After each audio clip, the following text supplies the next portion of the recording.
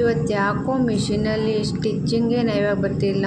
ಕೆಳಗಡೆ ಸ್ಟಿಚಿಂಗ್ ಮೇಲೆ ಬರ್ತಿದೆ, ಆದರೆ ಮೇಲ್ಗಡೆದೇ ಕುರ್ತಾಯಿಲ್ಲ, ದಾರ ಕಟ್ ಹೋಗ್ತಿದೆ. ಅದಕ್ಕೆ ನಾನು ಕೇಸು ಬಾವಿನೆಲ್ಲ ಬಿಚ್ಚಿ ನೋಡಿದೆ, ಮಿಷಿನ್ ಬಿಚ್ಚೋಣ ಅಂತ ಅಂದ್ಕೊತಾ ಇದ್ದೀನಿ. ಇಲ್ಲೆಲ್ಲ ನೋಡಿದೆ, ಏನೂ ಆಗಿಲ್ಲ.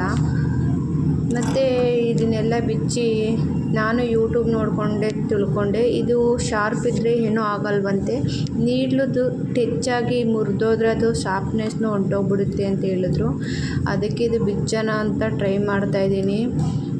ತುಂಬ ಟ್ರೈ ಮಾಡಿದೆ, ನನ್ನ ಕೈಲಿ ಆಗಿಲ್ಲ ಅಂದ್ಕೊಂಡೆ ಬಿಚ್ಚೋಕ್ಕೆ. ಚೆಚ್ಚಿ ತೊಗೊಂಡು ಬಿಚ್ಚಿದೆ.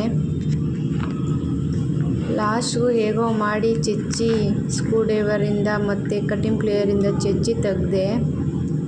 ನೋಡಿ, ಅದು ಕಾಣಿಸ್ತಾ ಇದೆ, ಅದು ಶಾರ್ಪ್ನೆಸ್ ಹೋಗಿದೆ. ಈ ಕಡೆ ಸೈಡ್ ಇದೆ, ಈ ಕಡೆ ಸೈಡ್ ಇದೆ. ಅದು ಬಾಬಿನ್ಗೆ ಸಿಗಾಕೊಂಡು ಥ್ರೆಡ್ ಬರ್ತಿಲ್ಲ ಅಂತ ನನ್ನ ಅನಿಸಿಕೆ. ಅದಕ್ಕೆ ಬಿಚ್ಚಿದ್ದೀನಿ. ನೋಡೋಣ, ಇದನ್ನು ಹೊಸದು ತರಿಸ್ತೀನಿ, ಆಮೇಲೆ ಏನಾಗುತ್ತೆ.